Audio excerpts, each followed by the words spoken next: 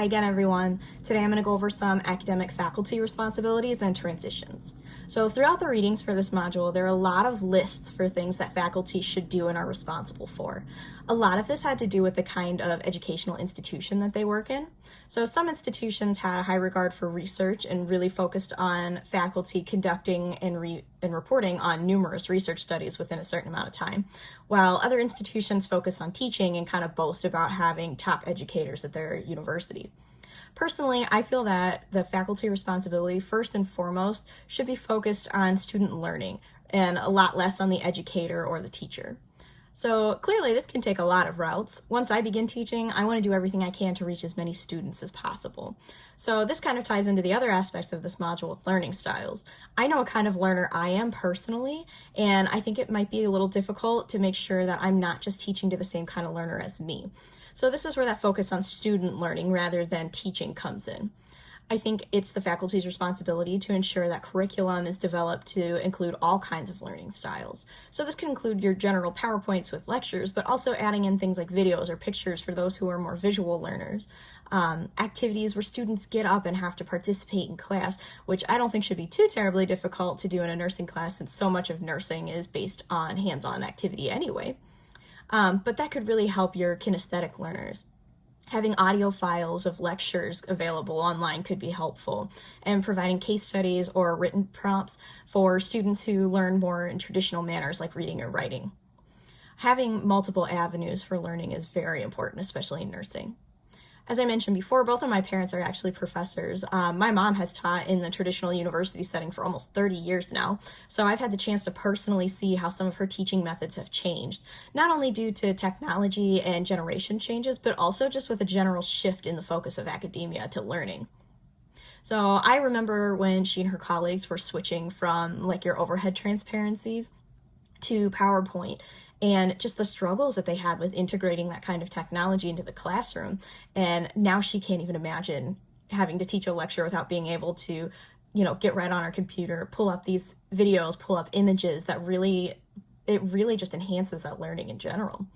It was something that was definitely difficult for faculty to do, but I do think it's a faculty responsibility to be on board with these changes and try to move forward and not stick in the past.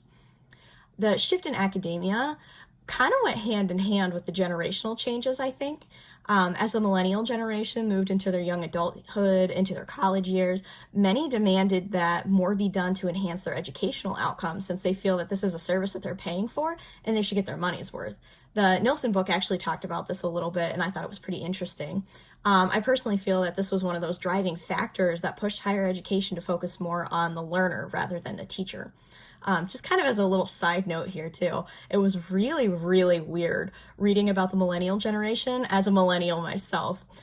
There were times that I kind of got offended actually while I was reading in this textbook, and I had to stop myself and be like, no, I actually kind of do some of those things. And like thinking about my friends and my colleagues and stuff like that, I was like, no, we do these kinds of things actually. So, kind of gave me a little more perspective on that. Anyway, back to the topic at hand. Some other faculty responsibilities also include aspects other than teaching. So service to the university itself is something that I'm actually really looking forward to. I love seeing professors who clearly love what they do, and they show people that all the time through their admission activities that faculty are generally expected to do. Just meeting with the faculty at the open house before I applied to grad school got me really excited to start my own career in this field, just seeing how passionate the professors were. Service can also include things like advising students, which is a really big part of the job.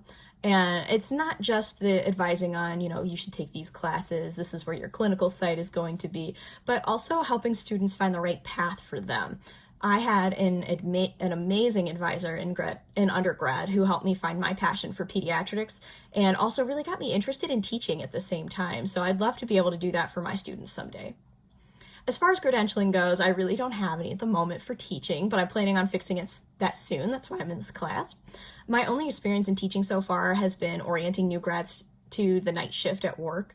But even just having done this a few times has definitely shown me how different each student is with learning. So some of them required a lot more instruction from me, like, oh, you need to do that. What are we going to do next? How are you going to do this?